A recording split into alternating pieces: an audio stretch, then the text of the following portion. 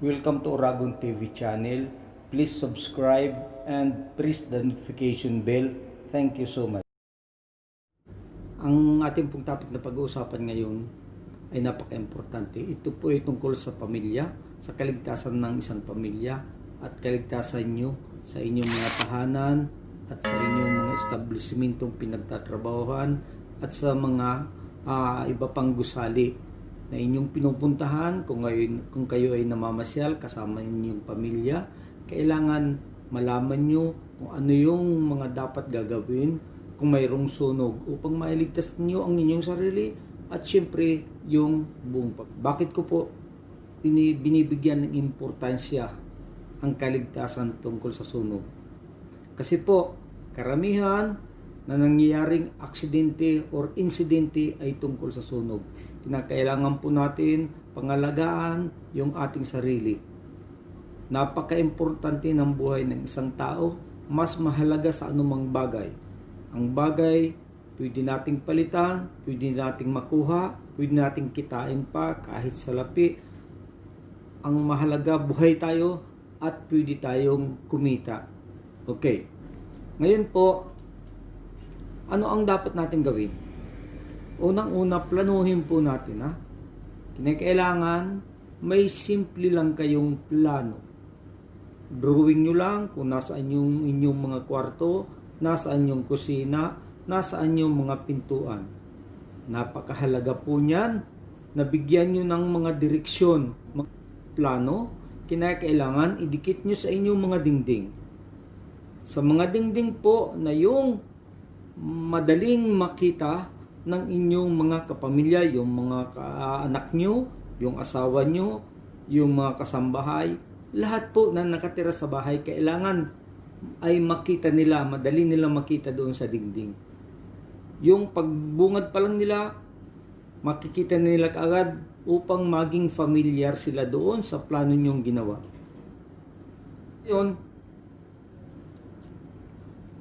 yung pong ginawa nating plano, hindi lang ho basta yun idikit sa pintuan, ay sa mga dingding. Kinakailangan po ituro nyo doon sa inyong mga kapamilya, yung mga anak, yung asawa nyo, at saka kung mayroon kayong katulong, lahat ng miyembro ng pamilya, kinakailangan ituro nyo. I-guide nyo po sa kanila kung ano yung nararapat nilang gawin. Okay. Eksakto po kung ano yung gagawin nila, kung mayroong sunog, saan sila lalabas, kung hindi available yung isang pintuan, doon sila sa isang pintuan. Katapos, lumabas sila ng bahay, pupunta sila doon sa ligtas na lugar na pwede kayong magtipon-tipon upang bilangin kung mayroong nawawala o kumpleto yung buong pamilya nyo. Okay. Sunod po, alam natin na sa ating mga bahay, doon mag-appoint kayo o maglagay kayo ng isang assembly point, kung tawagin yan sa English ay assembly point. Ginagawa po yan sa mga malalaking establishment, sa malalaking building, sa mga mall, sa sinihan. Sa labas po ng building, naglalagay sila ng isang lugar na ligtas at doon magtitipon-tipon lahat ng occupant o lahat ng nakatira sa isang building upang mabilang sila kung kumpleto o mayroong nawawala. Ang tawag po doon assembly point. Magtalaga po kayo ng isang lugar na ligtas doon sa labas ng inyong kabahayan, sa labas ng kabahayan. Sunod po, ang mga pintuan natin, mayroong kanya-kanyang mga susi. Yung susi po kinakailangan, mayroong kayong iisang lalagyan na familiar sa inyong mga kasamaan sa bahay. Hindi po yun, kapag mayroong sunog na, saka kayo tatakbo kung saan at hanapin yung susi ng pintuan, hindi po yung pwedeng ganoon. Kapag emergency na po, kailangan madalian makuha niyo yung susi upang mabuksan niyo yung mga pintuan. Isa pong delay o isang pagkaabala yung paghahanap ng susi. Kinakailangan alam ng buong kapamilya nyo kung nasaan yung lalagyan nyo. 2 pintuan. Dapat 2 susi din nakabitin kung saan na lugar na madali nilang makita kaagad. Kailangan po yun. Isama nyo na po, kung may susi kayo para sa sasakyan, doon din sa lugar na yun. Kailangan, lagyan nyo ng marka, susi. Tapos, nandun nakabitin yung mga susi. Kundi, lagay nyo sa isang box, nalalagyan ng mga susi. At least, pag mayroong emergency, walang ibang pupuntahan yung kasambahay nyo, kundi yun na mismong lugar na pinagtataguan ng inyong mga susi. Maglagay ng mga palatandaan sa inyong mga bahay, sa loob ng bahay mismo, kung na nagtuturo kung saan mismo yung labasan, saan yung pintuan. Araw lang po, sa mga malalaking establishment, mayroon kayong makikita na taong tumatakbo na kaganyan, takbo. Katapos mayroong araw. Yun po ang tinatawag natin na fire exit. Ibig po sabihin noon, doon kayo tatakbo o lalabas kung mayroong sunog o kahit anumang emergency sa loob ng building. Yun po ang nagtuturo kung saan ang tamang labasan. Kapag mayroon ng sunog, pwede kayong malito kung saan kayo pupunta. Subalit kung kabisado nyo yung mga araw na yon, kabisado nyo yung fire plan kung saan kayo tatakbo, at least kapag mayroong alarma, emergency, alam nyo na kung saan kayo tatakbo. Pinapractice po yan sa malalaking building, sa malalaking establishment, pinapractice po yung fire plan. Okay. Kung mayroong sunog, anong dapat natin gagawin? Kinakailangan, pag may sunog, huwag mataranta. Number 1 po yan na isang bagay na pwedeng maabala yung inyong paglikas sa loob ng bahay o sa loob ng establishment. Kapag kayo ay nataranta, naturalmente hindi kayo makapag-isip kung ano yung dapat nyong gawin.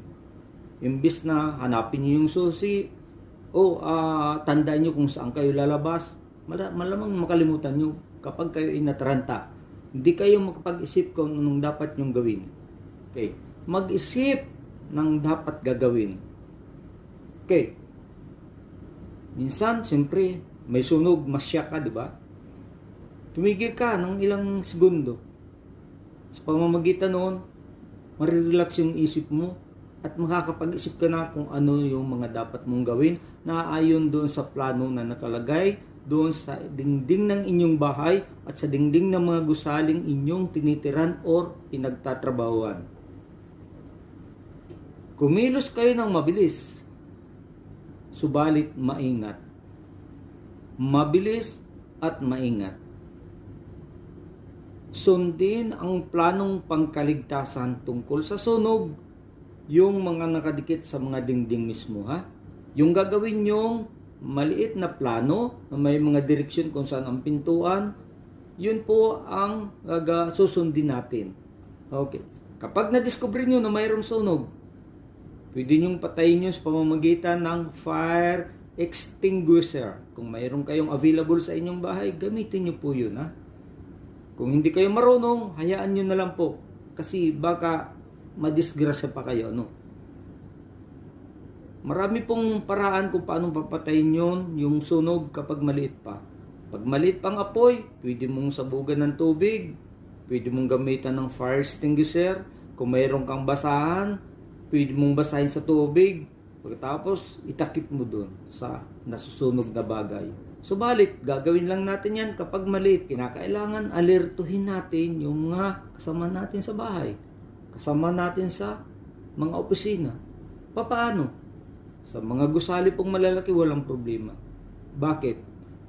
Sa mga gusali po, mayroon yan tinatawag na fire alarm and detection system. Ay nadidetect ng smoke detector. Ngayon, pag na-detect po yun o nasagap nung smoke detector, yun po ay magbibigay ng signal doon sa panel. Pagkatapos, patutunugin niya yung mga fire bell doon sa loob ng building. Yun lang po sa mga loob ng building, sa mga sinihan, sa mga mall, mayroon po niyan. Subalit sa ating mga bahay, mayroon pong tinatawag na stand-alone or battery-operated na smoke detector. Malit lang po, hindi masyado mahal yan. Kung kaya nyong bumili na lang po kayo noon. Kasi yun po ay madidetect o masasagap niya yung usok Kapag maliit pa lang, masasagap niya yun. Pagtapos tutunog siya, pwede tayong bumili noon. Sa mga bahay natin, kung wala talaga tayong mga fire alarm, ang gawin lang natin, sumigaw tayo. Sunog, sunog, sunog. Sumigaw kayo hanggang pinakamalakas na kaya nyong isigaw. Kapag may sunog po at nasa kwarto kayo, ang usok po niyan normal, lalabas at papasok sa inyong kwarto sa pamamagitan ng mga maliliit na butas sa inyong pintuan.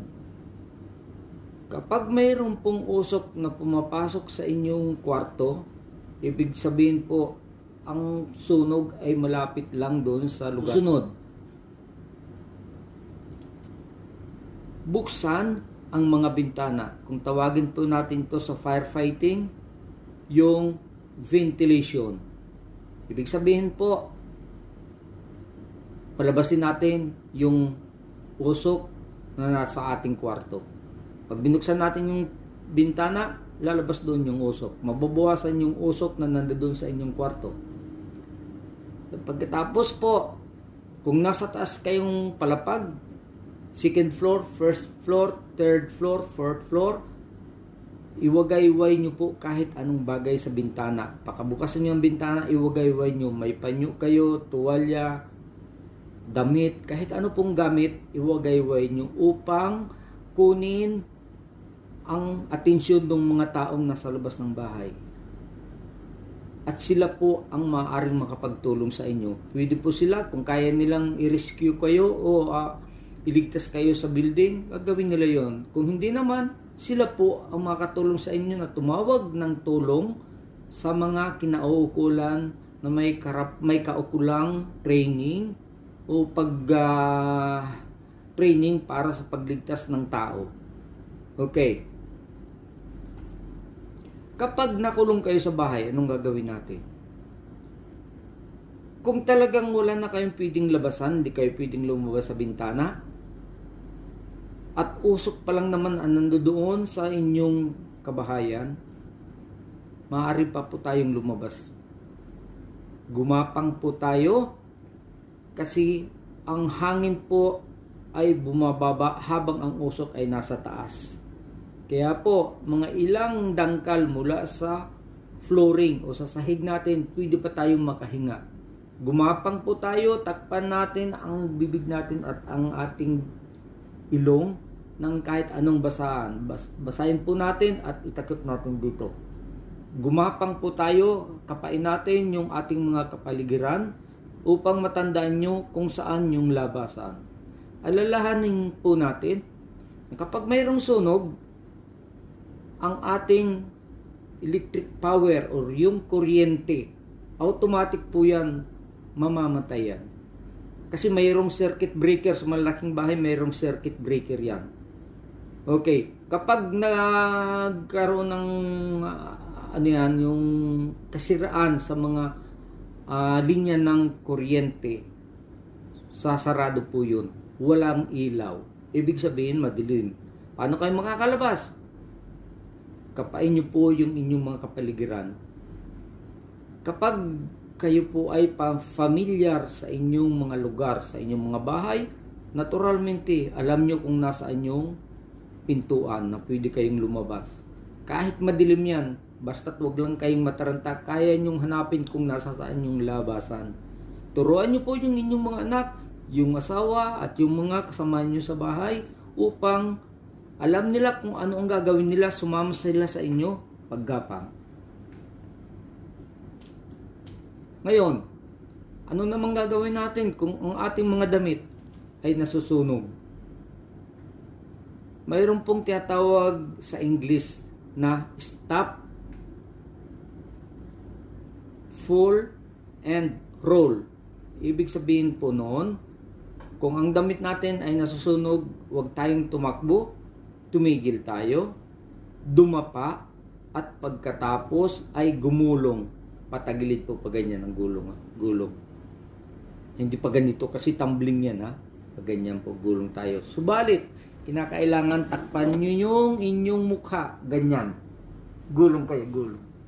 Upang protektahan nyo yung mukha Anuman ang bagay na naiwanan sa loob ng inyong bahay, kahit ano pa yung kahalaga, huwag na huwag nyo nang balikan.